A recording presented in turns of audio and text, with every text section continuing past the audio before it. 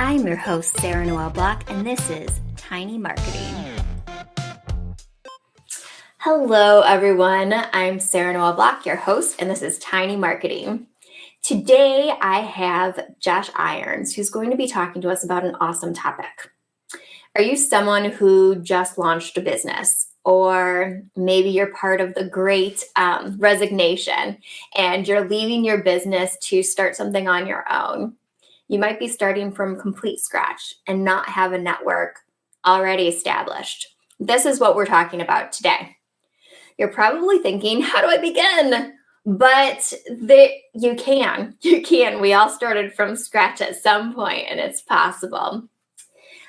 You begin with networking and building out those people that you can work with and build relationships with. There's a reason that most people say that the majority of their clients come in through referrals, and it's because your network really matters. And that's what we'll be talking about today. Relationships are the lifeblood of your business, and you got to build those out. But it can be intimidating. It can be a little bit hard when you're starting off and you don't have any relationships to begin doing that. I know I feel uncomfortable when I'm going to networking events and I don't know anybody, but Josh is here today to talk to us about that and to learn how to build those real, authentic relationships that continue and make progress for our business and for our social lives too. A lot of my network are friends now. So I'm going to bring Josh on right now, and I'm excited to talk to him. Hey, Josh. Hey, how are you, Sarah? I'm good. How are you? Awesome. Thanks for having me on. Thank you so much for joining. And I know we had to change dates before, so I appreciate your flexibility. Oh, absolutely. And I mean, we're here now, so this is exciting. We're here. Can you introduce yourself to anybody who might not know you already? For sure. So I am Josh Irons. I'm the CEO of River Avenue Digital. We're a full-service marketing agency located right outside of Philadelphia. All right, cool. And is there anybody in particular that you work with your agency? No. So, I mean, we are pretty much industry agnostic, and we started in professional services. And then when you start a new business, opportunity knocks and presents itself. And then all of a sudden you're doing fashion, you're doing technology, you're doing real estate. So we have a nice, a different mix of types of clients. So every day is truly different. That's fun. A nice full portfolio. Yeah. All right. So how can people grow their network when they're first starting off? Yeah, so I'm glad this topic came up for us because this is exactly what I had to do. So firsthand experience here. I was running a large agency that was based out of the Midwest. So I lived in Philadelphia, and before I did that, I was in a position where I had more of a national network. When I started River Avenue Digital, I was like, what, I'm going to plant my flag in the ground in Philadelphia and grow this business from here. But wait, I have no network. What am I going to do? Yeah. So I put my ego aside and I asked for help. I asked somebody who I trusted and knew. I said, who should I talk to? Where do I begin? And I think that was an important first step of asking for help. Mm-hmm. And once I asked for help, I started getting introductions to people. I started meeting new people, meeting them at coffee shops, having having lunch with people. And it was an investment of time and money on my part. But at the end of the day, I ended up joining 3 or 4 different networking groups that had the same values and belief systems that I did, which was about building relationships and transparency, not just giving somebody referrals, because I find that pretty annoying. Do you have your referrals for the rest of the group? No, not this week. All right, then get out. I've never been part of a group that was like that. Those exist? I've been to a few places where that was kind of the vibe. And I mean, it was business, but at the end of the day, you want to build these strong relationships that last forever. And I think also you want to work with people who understand that you're playing the long game when you're networking. Yeah. It's not the short game of, all right, did you give me a lead today? No, you didn't. I'm building a relationship, and hopefully we can help each other. And if not, let's just help each other other ways. And now I have a whole bunch of trusted advisors that I work with that I can call up, pick up the phone, ask them questions. But it all starts with asking for help and finding out where good networking can happen. So how did you decide who to ask for help? It was somebody I trusted. I needed to start somewhere, and I got one intro to somebody. He introed me to a group. I started meeting people through that group. They started introducing me to other people. So it was almost infectious. Like one thing led to another, that led to another, that led to another. And I got to the point where I was like, whoa, wait a minute, I'm doing too much networking. I need to really scale this back, and it's got to be quality over quantity. Mm-hmm. Yeah. So how do you decide which avenues are the quality? Mm-hmm. So I got to a point where I said, all right, I'll talk to anybody anytime. I mean, not the guys or girls who shout out to me on LinkedIn and say, hey, we might know somebody in common. Can we talk? No, that's not the type of person. But if somebody introduces me to somebody, I look at it as a great opportunity to meet somebody new and hopefully build a relationship. But I started getting involved in a lot of different groups. And I said to myself, you know what, I'm going to choose 3 or 4 groups at a time. And the ones that bring me the most value from the relationship perspective, I'll stick with. If one starts fading off, I'll replace it with something else. But I can't do more than 3 or 4 at a time, or else I'm going to not do the things I need to do to move my business forward. Yeah, that makes sense. You can't just socialize all the time. So how did you find those groups? It was through referrals and references. I would really dig in with people and find out what made these groups tick, and how they move, how they got together, the frequency, the cost of them, and just weigh all those different things together and find out which was the best fit for me and my business. Mm-hmm. I mean, there was groups that I encountered where it ended up being 50 financial advisors, 4 real estate agents, 2 small business owners, and all that happened at those groups was I was getting pitched financial services, and I was like, you know what, this may not be the one for me, because that's not what I'm looking for right now. Nothing wrong with that group. I'm sure people find it great, but just wasn't right for me and my business. Yeah. Do you find that you get pitch slapped the most on LinkedIn with financial advisors? Because my goodness.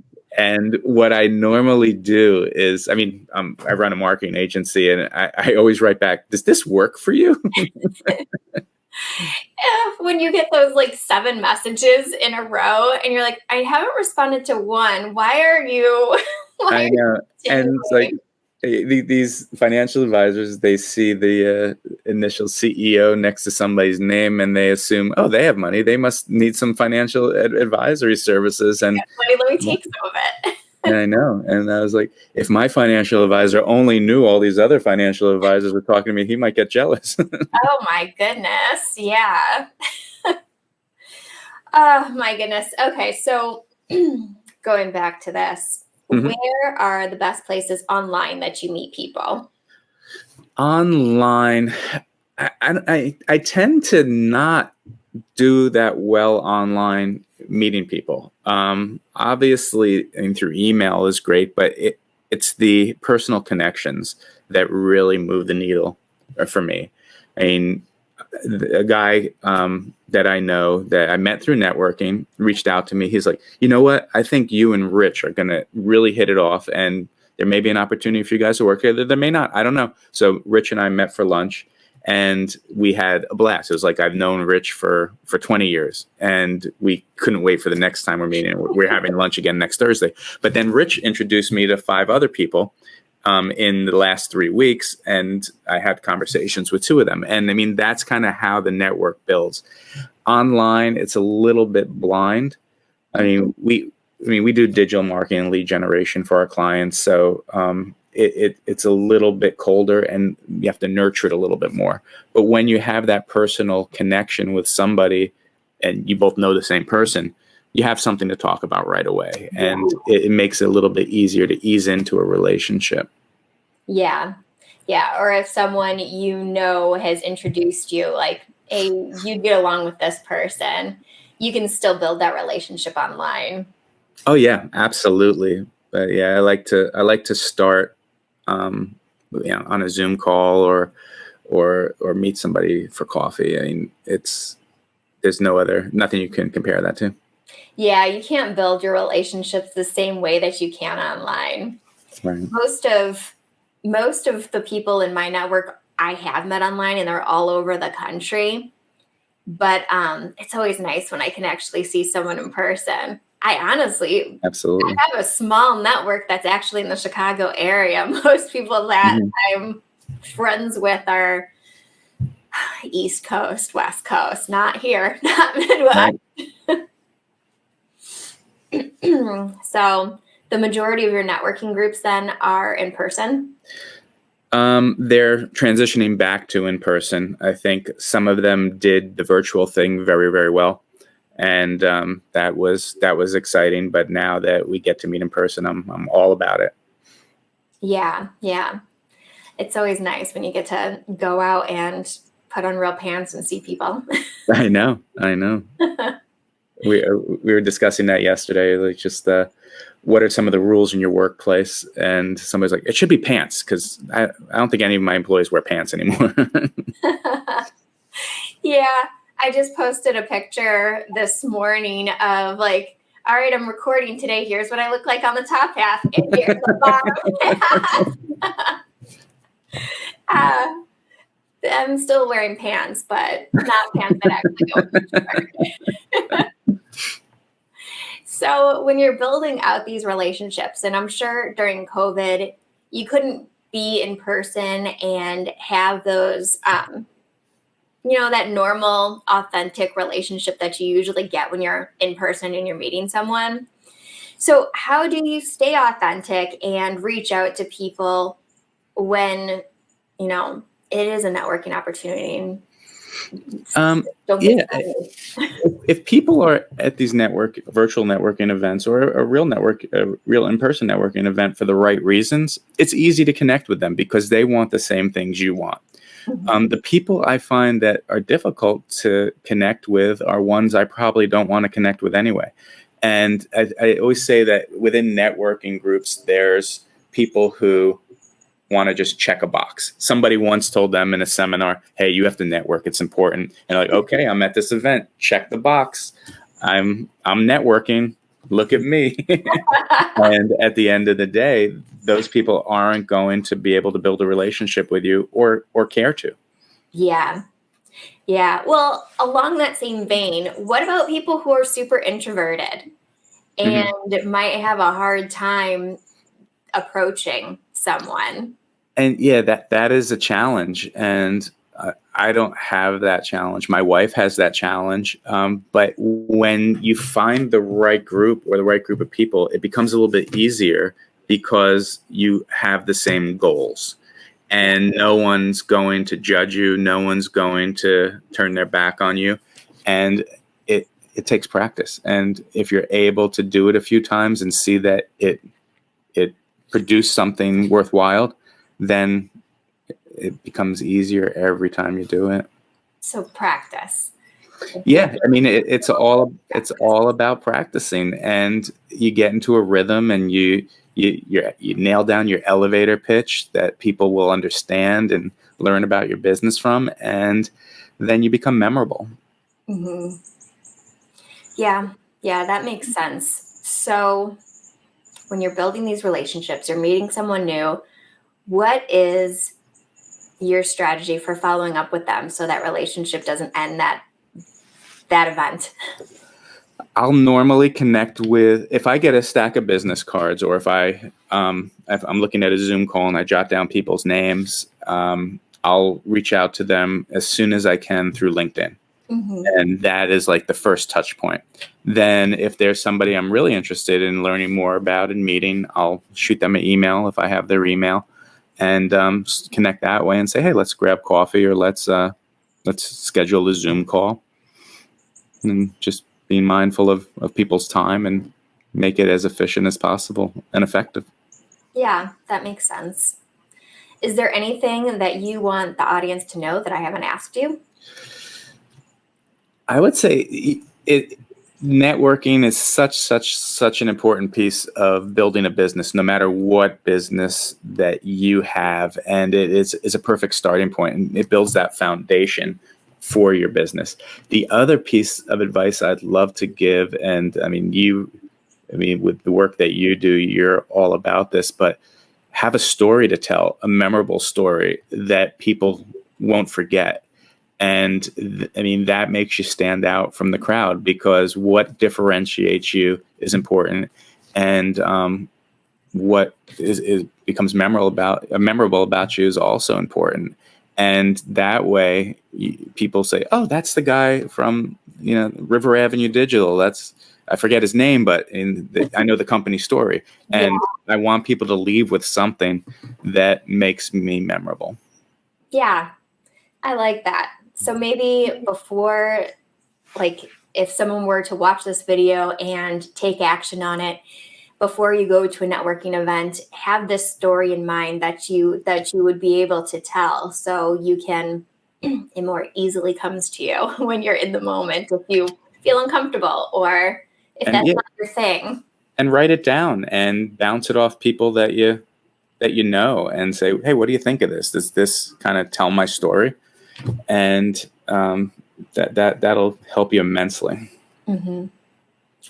And how can people find you online? You can find me at riveravenuedigital.com. That's probably the best place to find me, and obviously LinkedIn. If you reach out and say that we know somebody in person, I'll probably, or somebody mutual, I'll probably ignore it. But otherwise, come with a good pitch, and I'll open right up to you. Yes. So don't say, hey, LinkedIn said that you and I both have the same connection. Let's connect. Yeah, exactly. I'm not going to do it. I don't want to hear that for the 15th time a day. And how can people work with you? Again, find us at riveravenuedigital.com. We share a bunch about what we do, and something interesting that people are kind of gravitating towards now in our business is our fractional CMO service, where we kind of fill the role of that chief strategist and also execute. And we'd love to work with more people that way. Yeah, that's a definite need for those small businesses that don't have a marketing department. Yep. For sure. Thank you so much for joining me today. Sarah, this has been awesome. I appreciate it. And if anybody wants to talk networking or start networking with me or Sarah, reach out to us, and we'll be happy to do it. Sounds like LinkedIn is your place of choice online. Same with me. So look us up, and we're live on LinkedIn, Twitter, Facebook, YouTube, all the places. Yeah. So thank you again. Thank you. Bye. All right. That was a good episode. Thank you so much for joining us on today's live stream or podcast, wherever you're listening to this. And don't forget to subscribe, like, comment, and we will see you next time.